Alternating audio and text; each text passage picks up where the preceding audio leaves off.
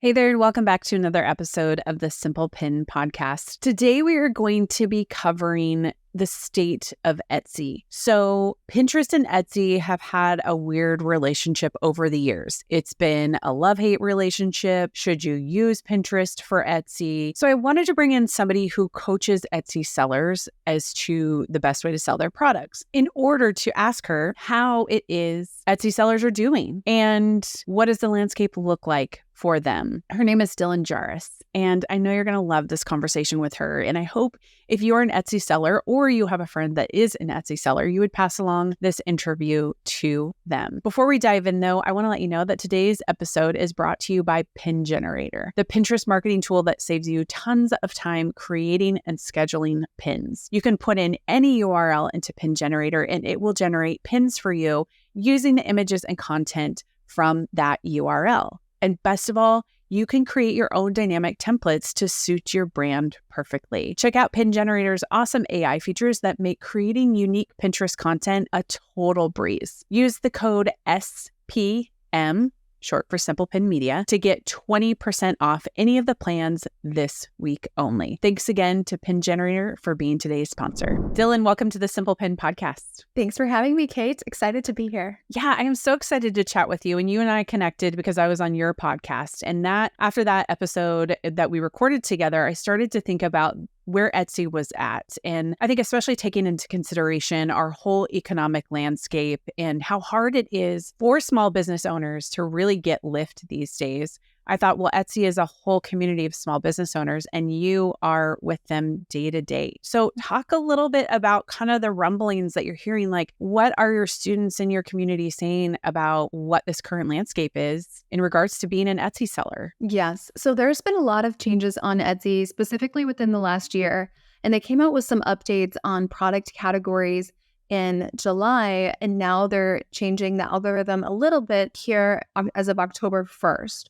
Now, there's a lot of misconceptions happening where people think, okay, I'm not even going to try. Sounds like, I think sometimes when people hear there's change, they think it's automatically bad change and like, okay, that's my excuse to now not try it. When in fact, it actually makes the Etsy landscape more competitive in a good way because there's more ways to compete right now. So there's some new categories sourced or handpicked by a seller where you can actually sell things on Etsy that you're just curating.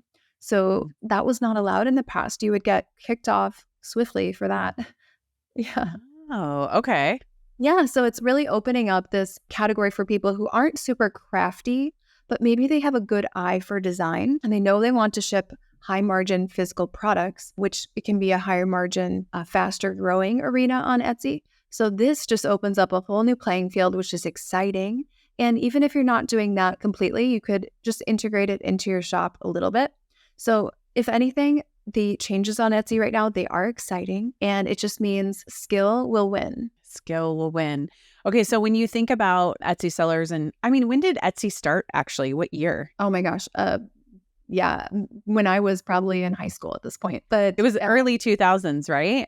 Yeah, like over 15 years ago. Yeah. Okay. So there's been this seller movement of kind of the newbies in the beginning, and they were kind of the originators. And then you have things changing so much now and all this different ways that people can promote their products.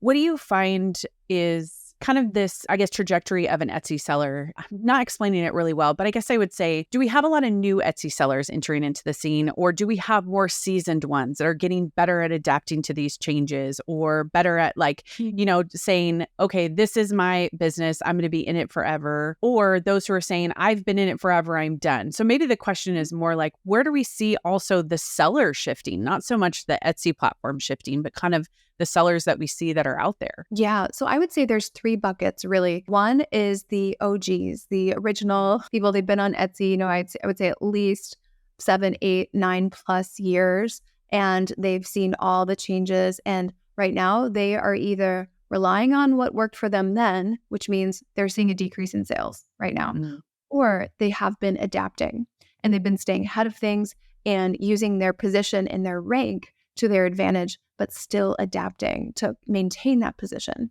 The second bucket of people is people who started shops in 2020, where it's like, hey, I've got all this time.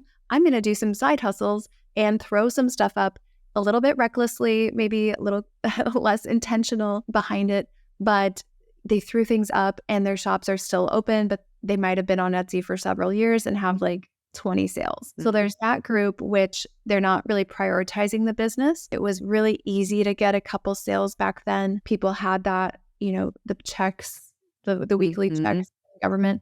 And now it's different. They haven't necessarily put in the same effort because it was easy then. Why do I have to put on all this effort right now? And then there's the new people who are starting shops really, I would say after like 2022, right? When those stimulus checks, that funding kind of dried up, right? It's not so much money flowing as quickly in the economy. Inflation is up. Maybe they're starting a shop to have an other stream of income. Their current job's not cutting it. They just need extra to maintain their lifestyle, maybe just for job security reasons. Like they don't feel secure in their job right now and they need that extra source of income. Well, those people are looking at Etsy, I would say, much more strategically because there's a lot more riding on it. It's not just, I'm home, I have time. It's, I need to make extra money. So there's a new wave of people really coming in with a strategic angle right now. That is very fascinating to think about. So with these new ones that are coming in and thinking about marketing, right? So thinking about how to market your shop, how to get out there. I've always seen this tension for sellers, whether they're creating their own product or sourcing it or whatever it is, that there's this passion for the product, but there's this struggle with marketing. How do you help that Etsy seller get over that hurdle of where they're going to market and how they're going to market? Like, how do you push them past that? I think this is one of the biggest slip-ups newer sellers have, or people who don't necessarily have a marketing or e-commerce or retail background, is we start with the product and then we're like, who's going to buy it? Okay. Like we're trying to we're like standing on a street corner with the product, basically saying who wants it. And we have to reverse engineer this. So it's okay to start with the product. That's okay. Some of us have crafts or, skills, or maybe it's digital products or whatever it is that we're kind of good at. And we want to monetize something we already have, that product. That's fine, but we've got to really put the product aside for a second and start with the customer. Who are the people who are going to have consistent income who would buy this? We don't just want to sell it to as many people as possible. We want to make sure we start with the customer. And then we look at, where are those customers spending their time? Are they on Facebook? Actually, are they in Facebook groups? Are they kind of scrolling in? Are they just on Instagram and TikTok? Are they using social media for entertainment right now? Are they using it for inspiration and escape? Maybe that's Pinterest, right? Where is your customer? And then really making sure we're prioritizing that platform. Oh, so fascinating. So out of all of those, what would you say, or I guess where would you say most Etsy sellers are finding success with their marketing? Which I know it's not the same for everybody, but if you kind of had to paint a broad stroke, would you say this platform and this platform seem to be doing really well for them? Yes. So in terms of social media and platforms, you could spend like a lot of time on each of them, right? And you could go down this rabbit hole, and you have to really be intentional about what is the goal. Like just trying to get followers or views, right? Maybe you're on TikTok and you're like, wow, this went viral. That doesn't mean you got sales.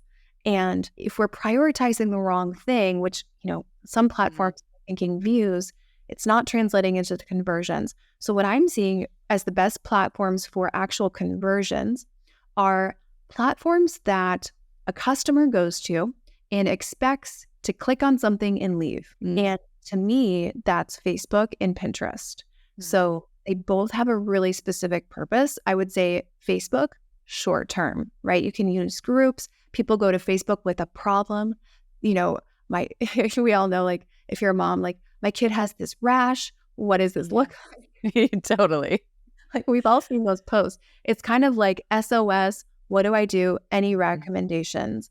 And people are quick to click, quick to purchase when they're coming from Facebook. Now, Pinterest is more of the long game, but it's, I would say, equally as important. And the quality of traffic is, I would say, it can be equally as good as Facebook in terms of intentionality, because they're expecting to go through Pinterest and to actually click and leave Pinterest. Whereas I would not prioritize Instagram or TikTok because those platforms, their goal is to keep the user on the platform. 100%. And I also think too, like I rarely, as an Instagram user specifically, I rarely leave. Like I don't know what people's websites look like. I know them and I know that they might sell a product, but it's very rare for me to click off and go look at it. And so that just illustrates your point even more. And I never really have heard many people talk about Facebook in that way with products, but you're right. Like that is a place where I would click off of Facebook and go look at something to get more information about it. So let's dive in a little bit to Pinterest and kind of what you hear on your side and a little bit of what I see. Over the years, there have been rumors that have circulated of Pinterest doesn't like Etsy. And I don't even know where those originate, to be honest. But actually in my searches lately, I see a lot more Etsy products pop up in my feed, which is super cool because they have a lot of the information, they have the price, and they have those things. So what would you say is a general idea of using Pinterest? Do people want to dive into it for their marketing and selling their products? Or do you hear some of those too, a little bit like, I don't know if I want to use Pinterest. I don't know if they like Etsy sellers. What have you heard on your end? So I really think we need to squash the whole idea that Etsy doesn't want you to use Pinterest. They love when you bring outside traffic. It's a good thing. You're doing their marketing for them. And to prove that, they even have a share and save program where they give you special links to save on their transaction fees when you drive external traffic. So Etsy wants it. Okay.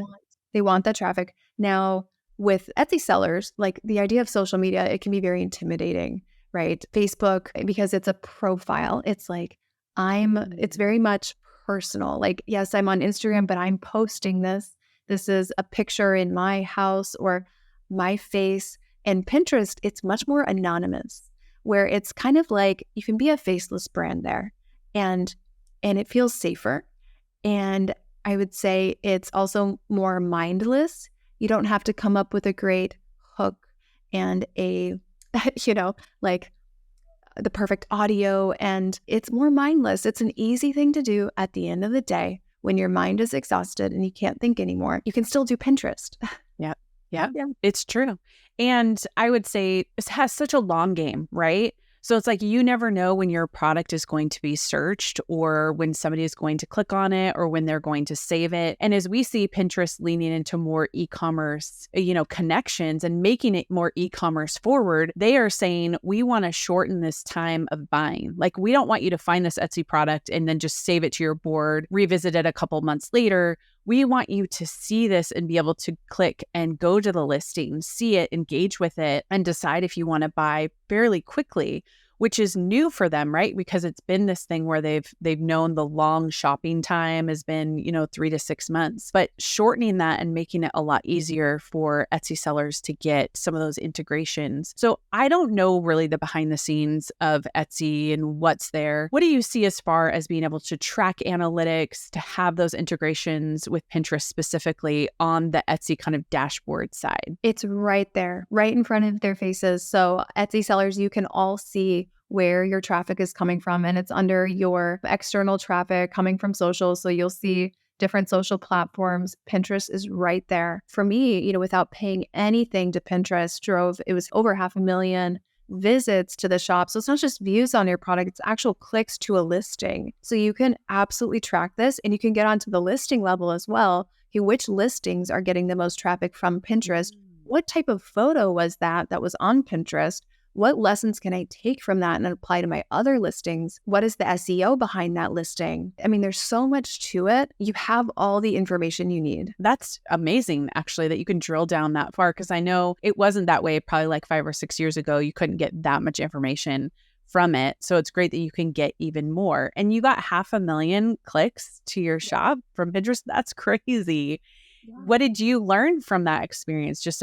How was it for you knowing what they would buy or didn't buy? Like, tell me a little bit more about that. Yeah. So when you're looking at where to spend your time in your business too, we always focus on, it's kind of a theory from my business mentors, Alex and Layla Hermosi, but more, better, new. So always starting with more of what's working. So instead of like just spending your first 5 years in your business trying all these new ideas, like everything is new, it doesn't give you time to get traction with any of those. So focusing on what's working. And when I saw certain trends getting picked up on Pinterest, okay, I'm going to create more of those listings. And even with the photos that did well on Pinterest and the imagery, I'm going to do more of that style, right? So doubling down on what's working.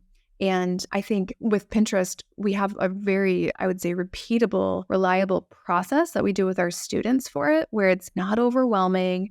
And it's just, I don't know, when you have something that works consistently in your business, like it's so valuable. I agree with that too. Like when you cast this wide net where you're trying to do all the things, you end up doing nothing, and you end up like even tracking the data is so difficult, because how can you evaluate, okay, I did this on Instagram, this on Facebook, this on TikTok, this on whatever Etsy marketing I need to do, this on Pinterest, all of it together, you pretty much either give it way less than it needs, you can't really interpret the data, and then you don't really walk away with this understanding of what's working and what's not working. So would you say with that, your two that you would guide students on would be, well, actually, I'll ask it this way. Would it be to give them the freedom to choose what they want, or you guide them towards start with these two, like these are a surefire as far as marketing platforms? Yeah. So marketing is tricky, especially for business owners who are one person show, because I've realized if someone doesn't want to do something, they're just not going to do it.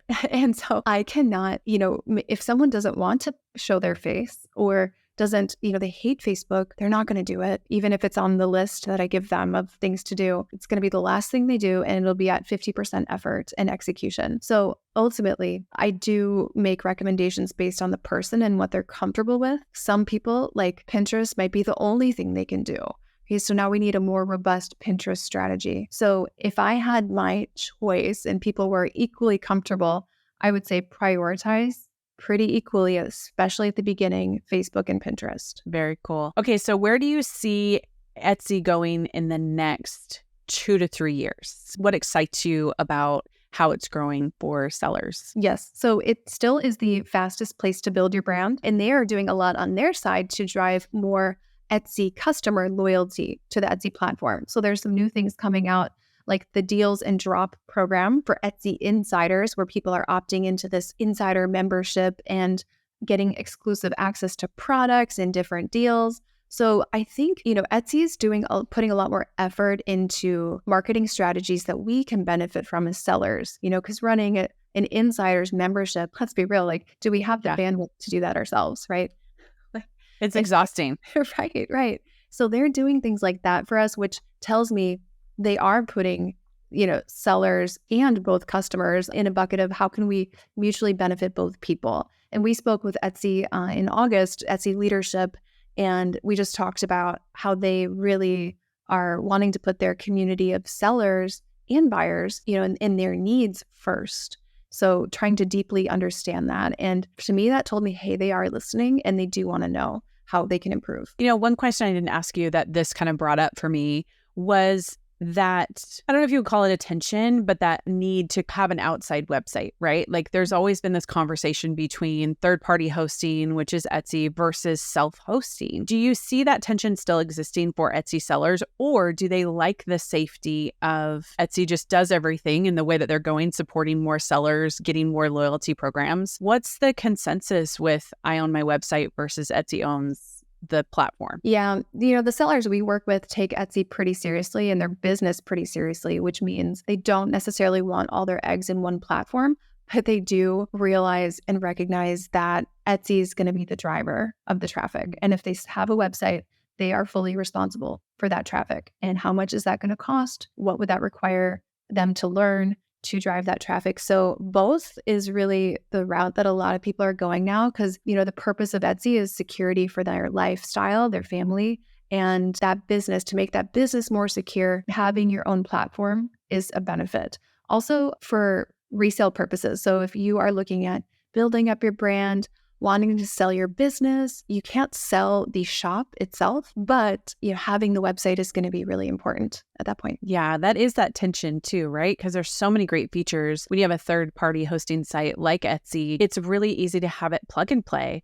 And then when you own your own website, you're dealing with tech, you're dealing with like all these extra layers that you didn't have to deal with before. So it makes sense that at some point, when you do get your business to that point, you want to own more of it and you understand the business flow of it. Maybe it's that step that comes later down the line. What is the thing that you would tell anybody today who they have this product idea that's been rattling around, or maybe they've been selling locally, they haven't really, maybe they're just doing like marketplace or something like that. What would you tell them about starting an Etsy shop today, late 2024, early 25? Yeah. So everyone who I talk to, especially the people who've been thinking about it a long time, their biggest regret is waiting. Especially once you're making money, you will be kicking yourself so hard. Like, wow, the opportunity cost of not starting 6 months ago, I'm now making $10,000 a month.